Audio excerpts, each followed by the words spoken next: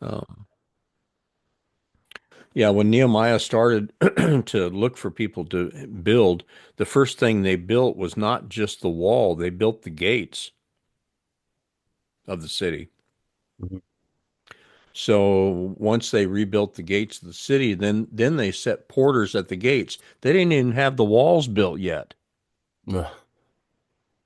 but they put gatekeepers there or porters to watch who came in and watch who went out. I mean, that's how important it was to them to have somebody on that post as far as watching who came in and went out.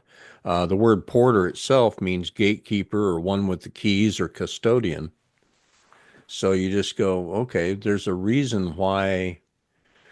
Behold, I give you the keys to the kingdom. Whatever you bind on earth shall be bound in heaven. Whatever you loose on earth. I mean, it's somebody who stands there at like it talks about in John chapter 10. Jesus Christ he's the great shepherd, but it also says he's the door to the sheepfold. And then it says there's somebody who stands at the door and either allows him in or doesn't allow him in. So even in the representation of Jesus Christ as being the shepherd, but he's also the door to the sheepfold, there's somebody who stands there and opens and shuts him to the body, to the family, to your own individual life, to whatever. I mean, the porter's a very important thing, and it has been throughout all of biblical history anyway. Because for some reason or other, they believe that that was if you don't have somebody watching the gate, anything can come in and go out. Now, it does say in John chapter 10, once again, that there's the thief comes, but he's coming, he'll climb up some other way other than going through the door. Right. But the porter is somebody who's going to watch. But that's why it also talks about the watchman who's on the wall. If I'm up there on the wall, what can I see? If I take my post, even as a porter, which isn't necessarily down in the gate, it's up on the wall above the gate sometimes. Mhm. Sometimes they were in the gate, actually sitting in the gate. But if you're up on the wall, what can you see? Oh, you can see a lot of land. Oh, yeah. See And you can see inside the walls. both sides, yeah. So, and it's not because you can see better than anybody else or have better vision or better insight or better spiritual sight. It's just because you have that place. You're you're in that place. So it's not about trying to get more spiritually attuned or anything else. It's a matter of God placed us, as husbands. He placed us as porters to our house. So we have that place to be able to see inside and outside, see what's coming, see if it's Christ, see if it's not, see if it's some enemy coming afar off even, and to allow or disallow. That's that, and it's not because we have special spiritual insight. It's just because we have that place. We're on the wall. So that's what's so weird about it. You think, oh, I got to get my spiritual life attuned, or I got to do. No, you're going to see anyway because you have that place. So a lot of times it's more just attuning yourself to realize you've got that place and listen a little better than we have. But Oh, that's good. I've heard some people say, "Oh, I'm lost. I haven't been reading my Bible." I mean, they've been walking with the Lord for a while, and then they said, "I'm so lost. I haven't been reading my Bible." I was like, "You you don't have to read." What I said is, you don't have to read the Bible to get back. You yeah, know the word. It's given to you. yeah, You Abraham would have been lost forever. He didn't have anything to read. I said, you know the Bible. You already know. You know his word. You know his voice is spoken to you. Why do you why do you say that you haven't read your Bible? Yeah. He's been talking to you before you make all those decisions. You should know already. Well, that's true. I said, in end times, you're not gonna find those, but it's gonna Right. be in your heart. It has to be written in your heart for you to know. Right. And he said that. He said, I'm going to write my word or write Yeah. my law upon your heart. Right. So just It's probably it's that just religious stuff. We think we got to do it. Got to have my devotions, got to have right. my whatever. Hey, we put that in our kids because that's what we learned, and we just tell them and grind it to them and tell them, you do your God time. You have to do this, you have to do that. And If you now, don't, you're going to get whooped. oh yeah, now it's like they don't want to. Right. They feel like forced. But when you ask them, they know. Yeah. They know because they've been with us for a long time. They've been walking Right. with us for a long time. They were in this journey with us. Right. So we don't have to ask them to open the Bible. We just ask them, and they're like, "Oh yeah, it's this and that." Wow. Wouldn't that be something to be raised that way to where, because I was raised more with the devotion thing where if you don't spend that time, you're not going to get it. You're not going to hear God. You're not going to whatever. Wouldn't it be nice to have that relationship with him where you just trust the fact that you are his sheep, you do hear his voice. You're not going to follow something else and just trust that relationship. I mean, that would be such an awesome way to live as opposed Uh-huh. to feeling like we got to do something to earn his respect or earn his favor or earn whatever it is. I don't know Yeah, why we keep, I don't know why that's such an easy thing to get back into. no, that's good because we when we were like that, we had to when we started walking with the Lord, we had to do God time.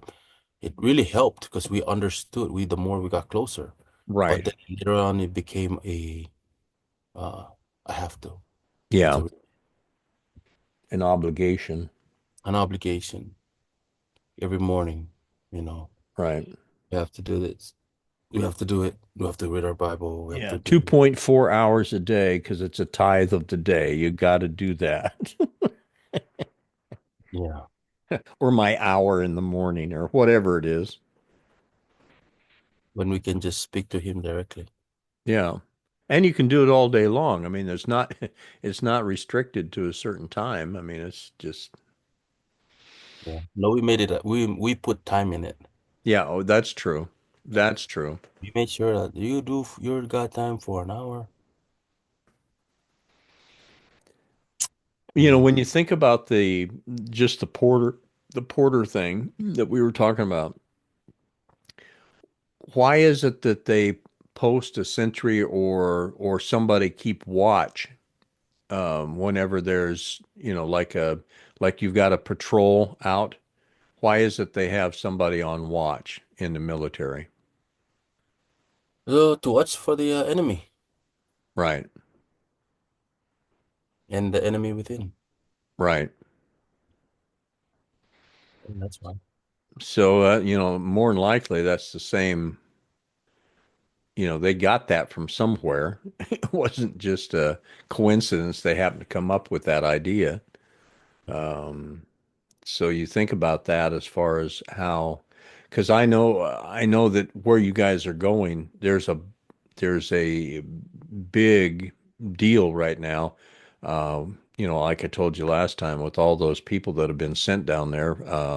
I don't know where they came from. I think they came from Washington, D.C., as far as the big fort there or something, or the big military base there. But they took over a whole big building at Fort Huachuca, and they're there just for the border.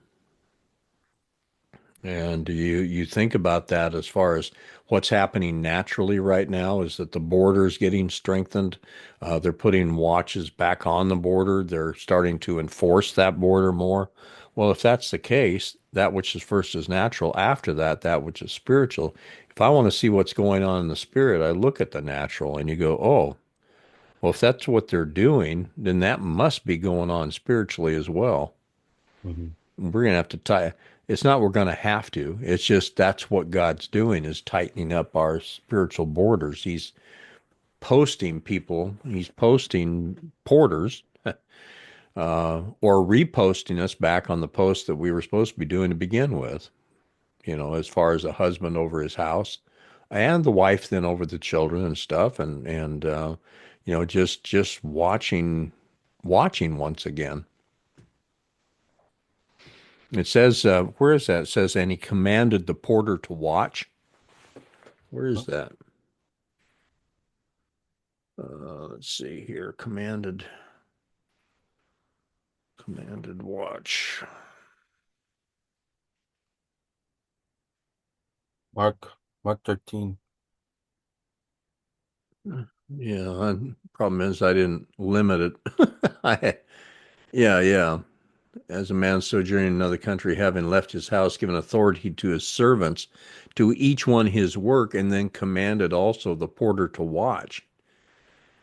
And you just Jesus was even giving examples of a porter starting to watch again. Oh, yeah, that's interesting. It talks about a man sojourning in another country. So talking about that sojourning, you guys have felt like you're sojourners. I mean, that's kind of what your deal is. How does that fit in what you're doing going to Sierra Vista now? What, say that one more time? You've always felt like you guys are sojourners, sojourners. Oh, okay. How does that fit into do you have any understanding of how that fits as far as going to Sierra Vista? And you, oh, no,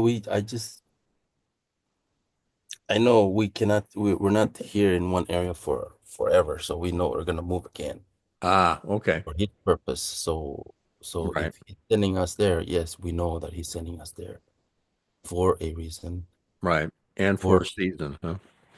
for a season, and we're buying a house. Yes, we think we're gonna be permanently there, but we still have our bags ready for, if we have to move again. Right, But if we're going there, yeah, order makes so much sense. right, It's gonna be new, but this is another journey where we are going there and not depend on anything else, but still depend on him when we're down there. right, Yeah, we're gonna need him more than ever, even though we feel like, oh, we bought a house and we're getting this and right. place. It still doesn't matter. We have to depend on him when we're down there. It's amazing. There's a place on base that you can see the whole valley from, but Oh, there's another place that the Catholic Church has actually put up a cross up on a hill, and on that hill, the cross itself is lit, and on that hill, you can see clear across the border down into Mexico, and also all of the valley, Sierra Vista Valley. And in fact, a lot of the illegals coming across the border, they say, look to that cross even at night, and it will guide you there. And there'll be buses waiting to take you into the interior, into Tucson, into Phoenix, into wherever it is that they are going to take them that week. The Catholic organization there has set that up to take all these illegals into the internal part of the country. are you serious? Yeah. And I'm just going, isn't that crazy how look to the cross and and we'll take you there. But that cross is an interest. You have access to go there. In fact, there are trails from that cross. You can go up even higher on the mountain, and you can spend time up there just praying over not only the whole valley, but over all of Mexico even. I mean, you can see. It's like you can see forever out there in every direction. So it's really Um, kind of a cool place. But mm, it's just odd that there's so much stuff set up right now to be able to facilitate the illegals while there's other whole groups trying to stop them. So it's a bigger war than people think. I mean, it's just because the main thing, and this is part of the deal that the commander of Fort Huachuca told us during the interview that we had with him several years ago. He said it's not the issue of illegals getting in any place, and it's not that they're going to have the right to vote, even if they don't have the right to vote, even if they don't have the whatever. He said the electoral college and the voting is set up such that it's not based on the amount of actual voters that are in that area, legal voters or citizens. It's based on census or how many warm bodies are in a particular area. If they have more warm bodies, they get more votes. So they get credit for as many people as they can pack into a certain area. If they want to take over a certain area and get more votes in that area because they tend to not have the votes in that area, they're going to bus in as many illegals as they can or whatever before a an election or before a census so they can get a better voting base even though Mm. they can't vote. It gives them more power um, for the vote, for the individual electoral vote. Oh, Cochise County down there, Yeah, it's blue state. It's blue. So yeah, there's more people there. Yes, I get it. I understand. yeah, I was like, wow, it's Sierra Vista. Well, I didn't think that I thought it was gonna be red, but then it's blue. yeah, which is really surprising. And they got the army base there. I'm thinking it's gonna be Right, red. right. You would think. Maybe they use that as a body. That's pretty interesting. Yeah. Very interesting. But that was the thing but that place is so important that that's where that big revival busted out in the late 1800s, early 1900s. That's where that huge school of ministry was set up. That was a huge, huge healing and deliverance outreach there in Miracle Valley. There Is was, that's the same, right? That's the same with your friends. yeah, No, same. They yeah. But it's just I mean, and that then it gets shut down. There's a big war. There's a big whatever. There's a shooting there. There's a whatever, and then it becomes a place of contention, and then it's lost, and then so Sierra Vista's really had a history. I mean, Cochise County, named after Cochise, of course, where he hid out up there in the hills because he was the last standout or the last what do you call it? One of the last remaining little pods of people that refused to go to the reservation. They were refusing to be taken captive and stuff. And so they hid out up there in the mountains. And you just go, there's so much about the history of that area that's important to what's going on even right now, because it's not just there's still that fighting over that area. There's still that not only the fighting for independence and for life, but that fighting for um, the fighting for who controls that area. hmm And so it's important right now that, porters, the guys that are supposed to watch, they're being commanded to watch. They're being commanded to stand up and watch in that area. And it's just, that's what's so amazing about you guys being sent right there right now, because there's a reason far beyond you guys, or any of us can see right now why you guys are being sent for such a time as this. Interesting. He trusts us to go, so he made way, Yeah. opened the Yeah. doors. And he trusts in his work enough and what he's done in you guys, and he so loves that area that he's sending you. Yeah. Isn't that Isn't that awesome to to realize? I mean, it's just a Yeah, I told my boys, and I even told everybody here, Dorothy. I said, hey, we were in Alaska, and we had we're both in the military, or Lulu was out but still working, and we had so much money coming in. The house we bought there was probably way less than what we have here, and interest rate was very low. But you know, the price is almost I mean, our monthly payment is about the same. And really I said, we don't make much money here. right. We have enough. Everything was enough what the Lord gave us, and we bought a house. We're buying a house that's way more than what we had in Alaska, Wow. and we have enough. And look, I'm not even worried about the Right. job coming up. We're we know we're gonna be taken care of, and it's just amazing. I mean, I get the interest rate is pretty high, double from the last time, Right. but I'm looking at everything and I'm not even stressed or anything. I'm Right. just, wow, Lord, you opened this. I know if he's not gonna let us go down there, he's gonna block, Right. he's all those roadblocks are gonna be in the way, but Well, it's amazing that even Lulu had such a peace and a rest about being there. yeah. And I don't know about Dorothy. I haven't talked to her about it, but it's just interesting how she just said it like what she said is it just felt like home. Oh yeah. It's so beautiful down there. Yeah. And I'm glad that we're not like in smackdown Sierra Vista. We're still Oh yeah. away, like 20 minutes away, Oh 15 minutes really? away. Yeah, we're in Pachuca City, Now is that south? north. Oh, it's northeast. Yeah, so we're like between Benson, where I-10 is, and Sierra Vista. Oh. So we're like in the Oh. middle. We're not a big city, just a small town.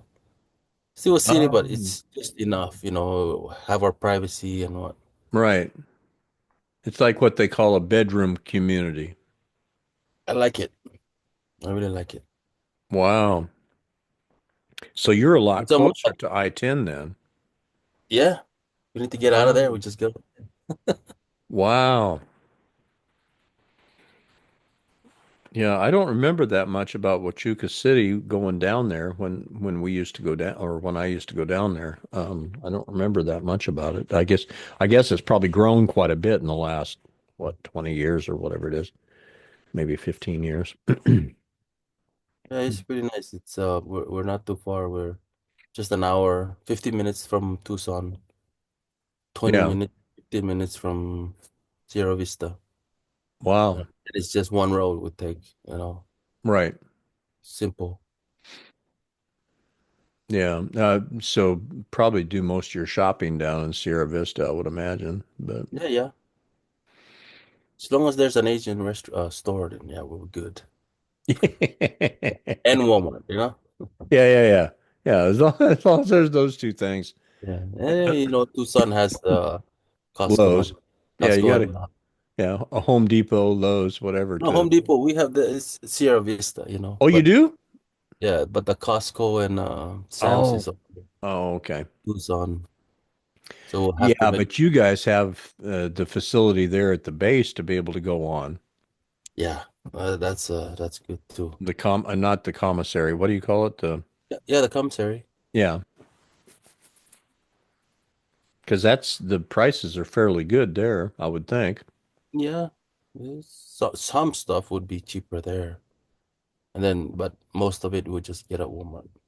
Right. Hmm. Well, this is going to be an exciting adventure, especially to find out, and I don't know, I don't know whether or not he's showing you what you're going there for, but it's just like he's opening up the door, and as you guys are walking through it, you get a little bit more revealed at every step. Right, right. I read that Porter one you sent, and it it it it really opened our eyes to. or open my eyes to see what we're going down there for. Right. You know, we're not going there to start a church or build a church or anything like that. We're going there for to go and watch. Yeah. Yeah. Order down there. Yeah. What And he's kind? going to give you relationships with other bones that you're probably going to fit with and work with and go pray with or go eat with or do whatever. But it's the bones. It's not about the organizational structure you're going to be Right, fit with. right. And then that's what Lulu said. She said, go there and maybe plug into one of those church. You know, we go visit some churches like before. Right. How we met Rich Right. here in you know, Vicksburg, and then from there on, it just started to grow more. Right. We'll go to church, but it's not like we're there to become a member. But Right. why are we here, Lord? Who is it? Who are we looking for? Right.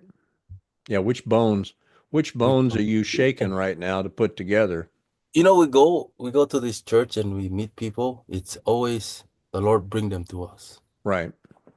you know, and they always come and it starts that way. It's not like we're going to look for, hey, are you the guy that the Lord sent? Yeah. You know, He brings them over.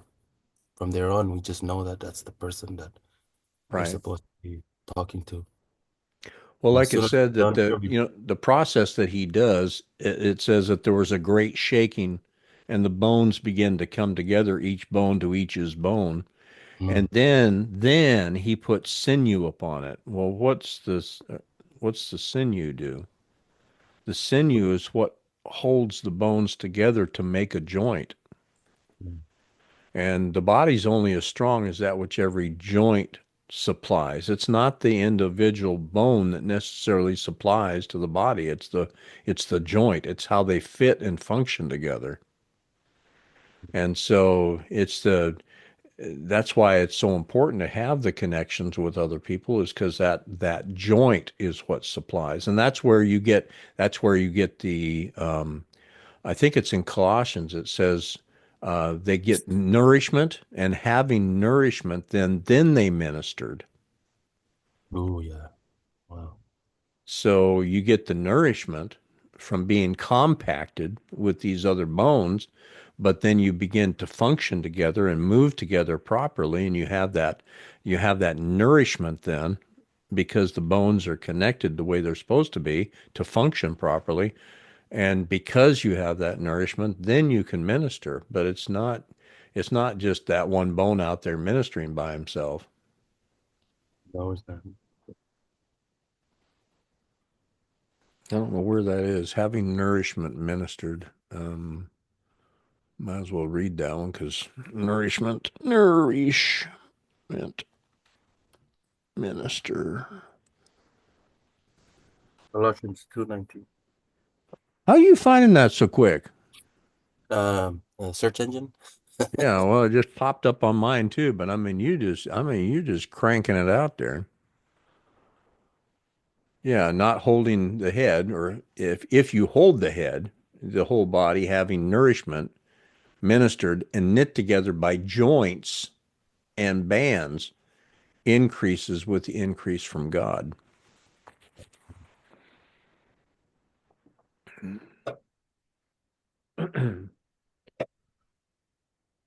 uh because that's what's because I just always look back to Ezekiel when it says we're cut off from all of our parts and we're dead, we're dried up.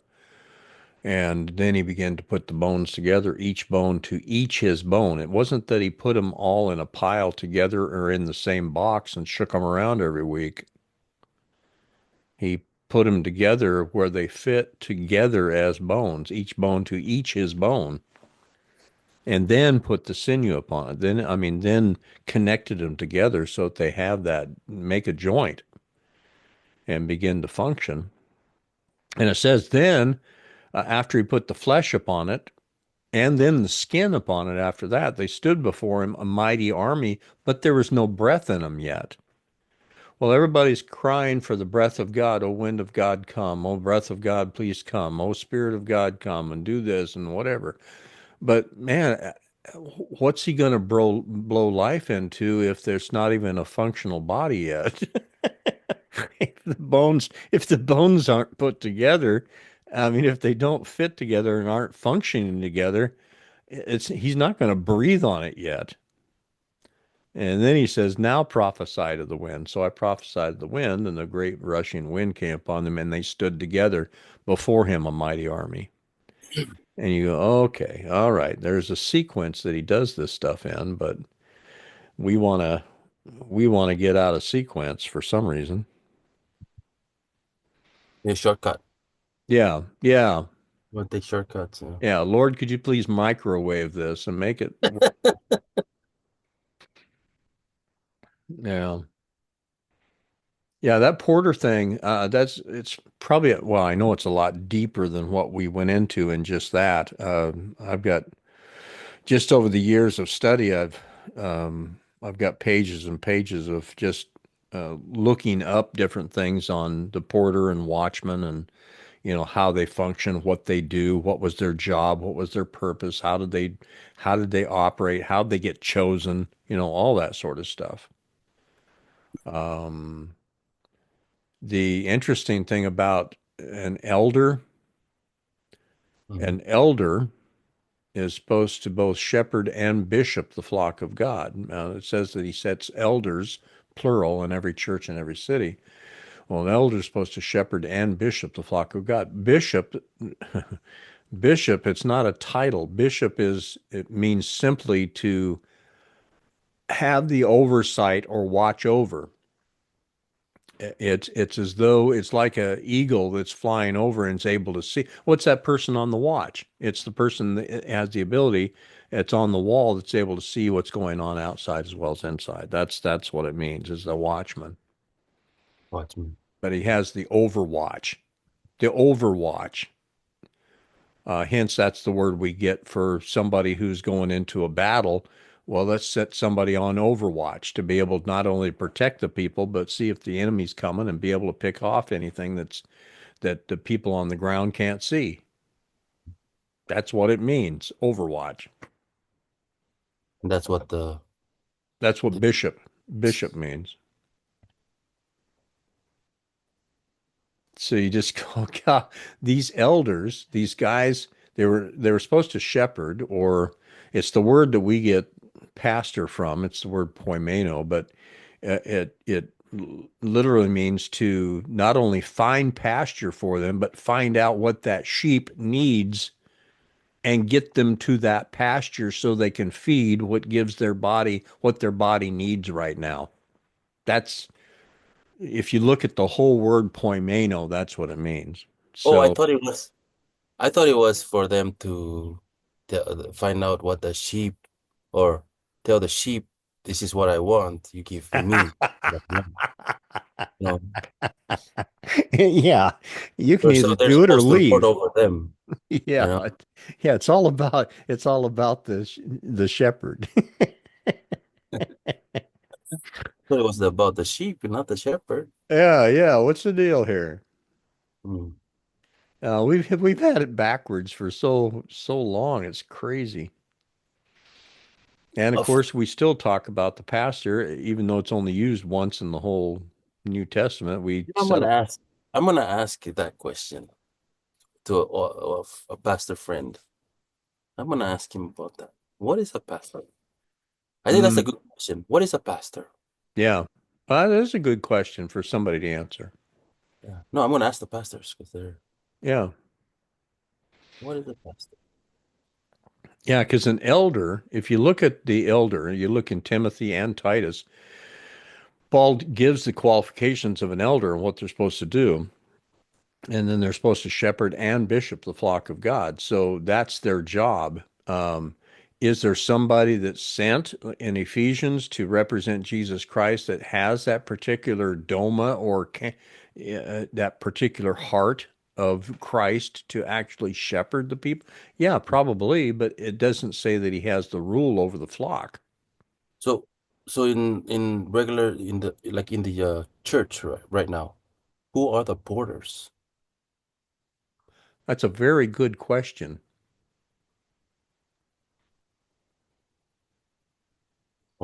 That has the pastor taking over the role of porter too, or the I elder, don't or know. Don't know whether or not he's actually doing that. or is the security guards, their pastor security guard, the porter. Yeah, I don't know. I don't know. That's a very good question because who's doing who is who are the elders, plural, Right. in that body or in that city or in that whatever? Who are the elders, plural? If there's any sick among you, let him call for the elders, not the pastor. He's oh yeah, who are the elders? The elders would be, I believe, would be the associate pastors, right?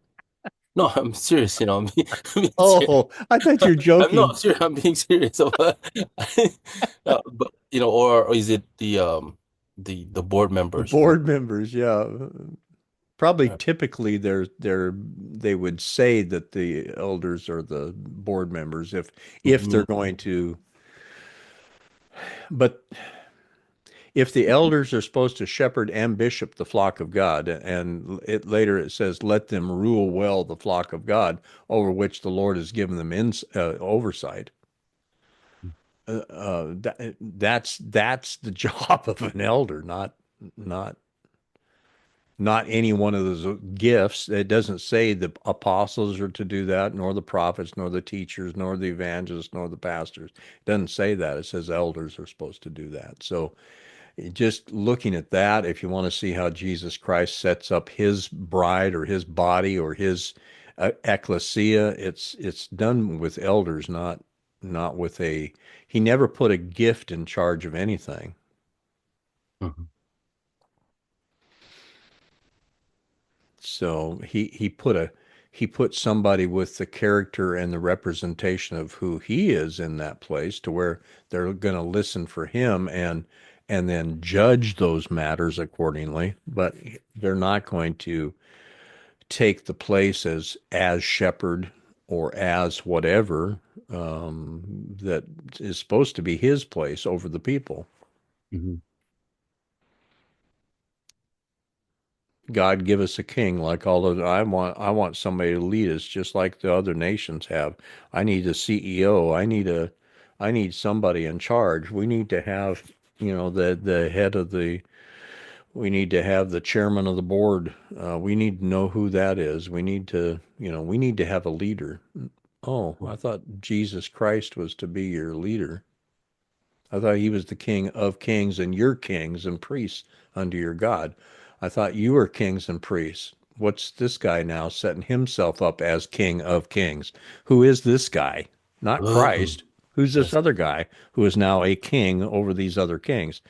Now the senior pastor becomes king of kings. right, right. Yeah, I thought we are all. Yeah, we're all kings and priests unto our God. So how do you work with that? How do you do that? Well, before a man's own master, he stands or falls. You don't stand or fall before me. I bring you to accountability of the Lord Jesus Christ. Otherwise, I have nothing to say to you. Yeah, yeah. I thought we were all the same, brother. Brother. Yeah, brother. Yeah.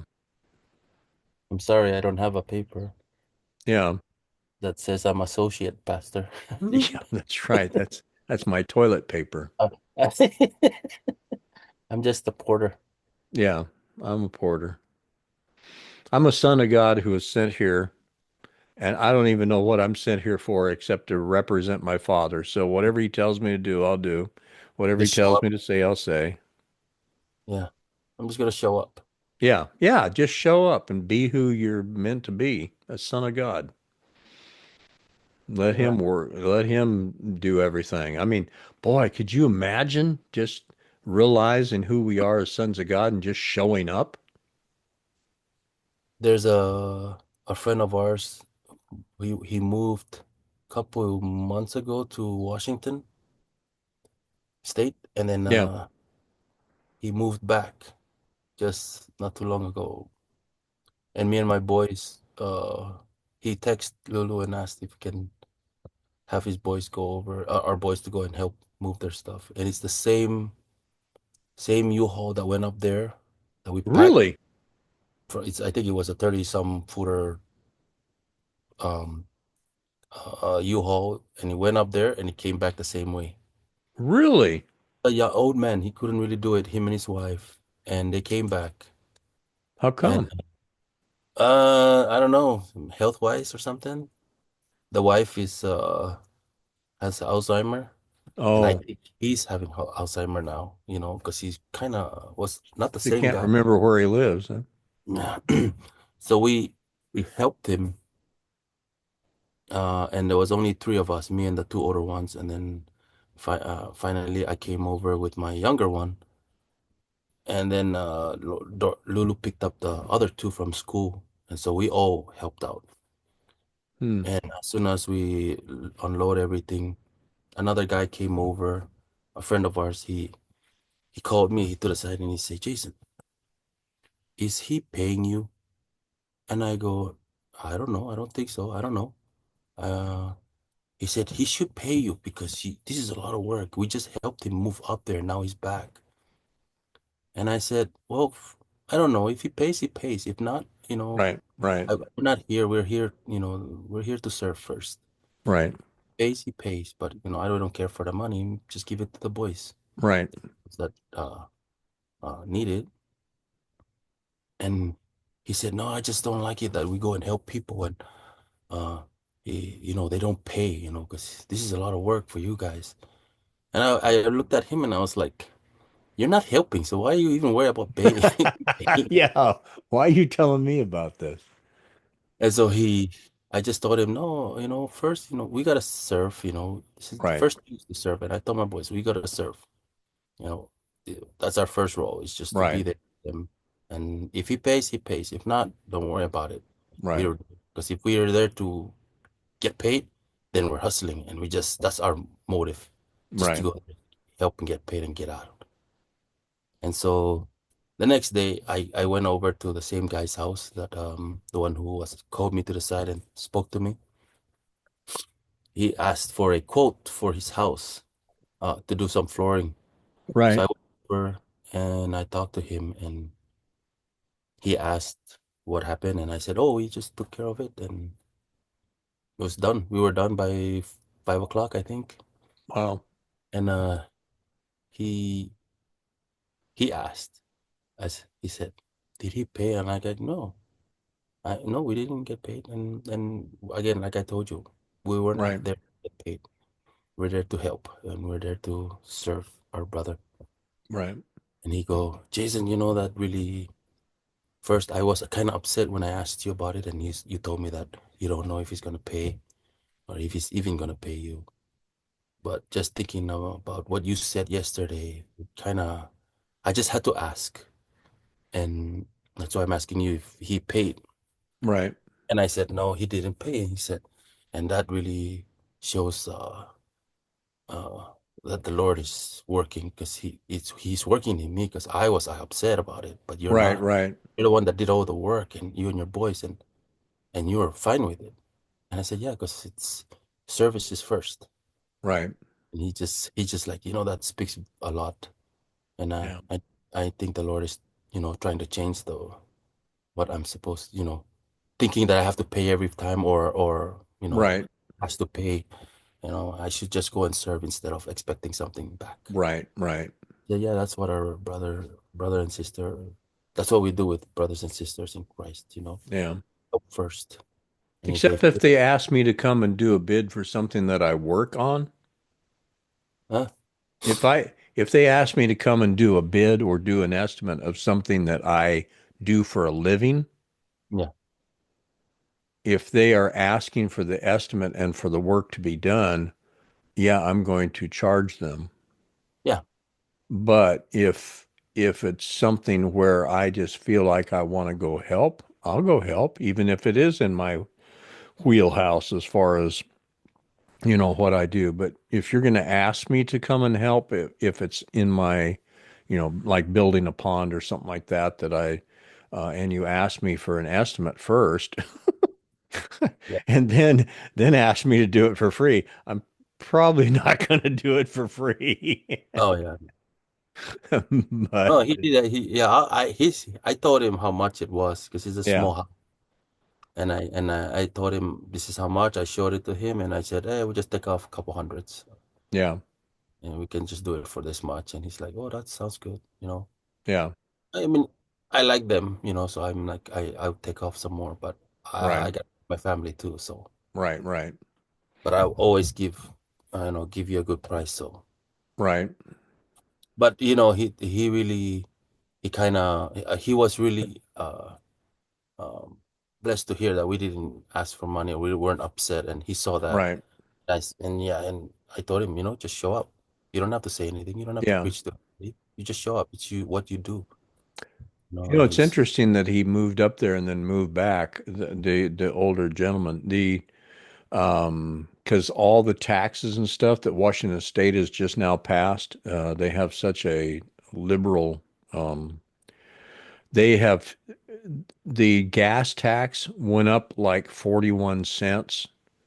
Uh, stacked. yeah, just the gas tax.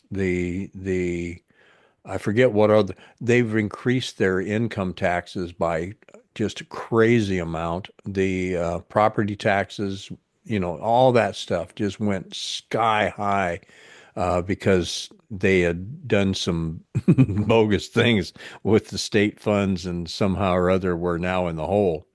So they're Hmm. having to tax the snot out of everybody. And a lot of the big industries are starting to leave the state because they're getting taxed so high. So, now they don't know what to do, so they're raising the taxes on the normal person, and the normal person can't even afford to do anything. Wow. So, yeah, Washington State is digging a hole for themselves as far as financially. Yeah, he bought a house there to go up there. Really? Somehow he just like a few months later, now he's back. He still has that house up there. Wow. Yeah, and now I don't know what they're gonna do. Right. I don't know. Not my place. Yeah. They to ask. But just thinking about what they brought up there, he has one more Right. trailer back down, Wow. one more U-Haul that he has to bring down. Wow. It's a little bit smaller, but still packed to the top, to the back and the front. You know what's amazing? You moved someplace like that or I grew up in Washington State. So, it was normal for me to experience 85% of the days of the year with rain or what we called permadrizzle. It was just dark gray, overcast, Love it. and kind of drizzling. But, until you get someplace where it's sunny all the time or most of the time, you don't really realize how depressing that is or how much of a I don't know, not weight, but it's so much different living in a climate that's not overcast and drizzly or rainy all the time. No, I like it when it's overcast. You do? It's raining. I like the rain. I like Oh Juneau. yeah. When I went to Juneau, they said this is Juneau is just like Washington. It's rain. Really? I was like, really? I like it. I like the rain. Huh. Even though my knees hurt and feels like it's gonna just break, I just love the rain. Yeah, I don't mind the rain. I I like just wearing I like wearing the boots and just walking, rain boots and walking out in the wild. is that right? Yeah, Oh, I that's like it. funny. It's fun. These guys don't like the rain. Yeah. Well, see, I grew up in it, so I mean, I was used to it. It didn't really bother me, but you don't really notice how much you like the sunshine until you get to a place that has TV. sunshine. Yeah. Like now that you guys have lived in Hawaii and Sierra Vista is a little bit more not temperate, but it's not as hot as some of the other. I mean, the place you guys live now is like desert. Yeah, we're gonna have more rain there, so I'm happy. Yeah, yeah. And it's a little bit more high desert, high plateau or whatever, so it's a little bit cooler too Yeah. than it is where you guys are. Yeah.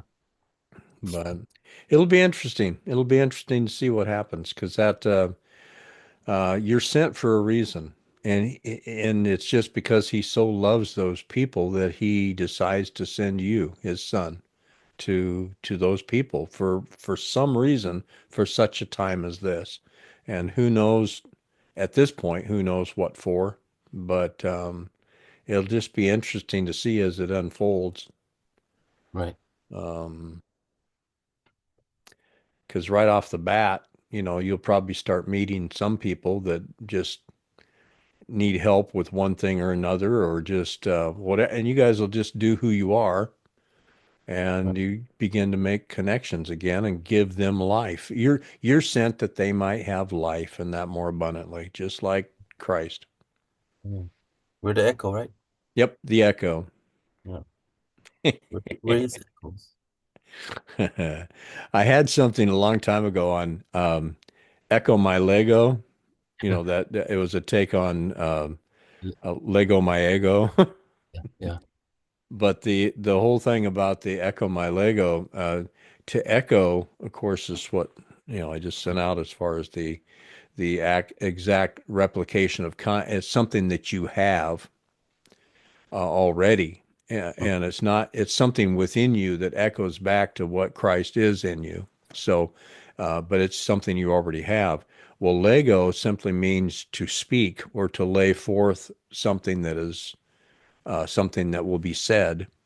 So you already have the voice of God in you, and all you're doing now is expressing what he's saying. I mm, hear what he is saying, and then I just repeat it. I say it back. And of course, that's what it means to intercede or whatever, is just to echo my Lego. You echo what I've already said, what I've already stated.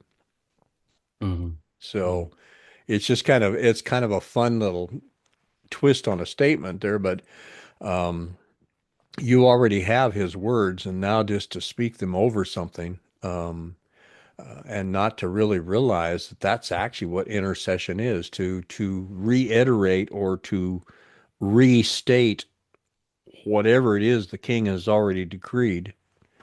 And We, because it's written on my heart, I'm just going to restate what he's already decreed over this place, over this valley, over these people, over this house, over whatever.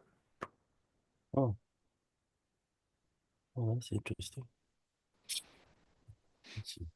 Yeah, it's not to sit there and beg God to do something or to turn his eye or to move his hand. It simply means to restate or to recommand what the king has already decreed. Mm. Yeah, he So, don't. He, we don't beg. no, no, no, no beggars here, just sons that, Yeah. that say what their father's saying. Mm. Amen. Amen. So, anyway, the, um,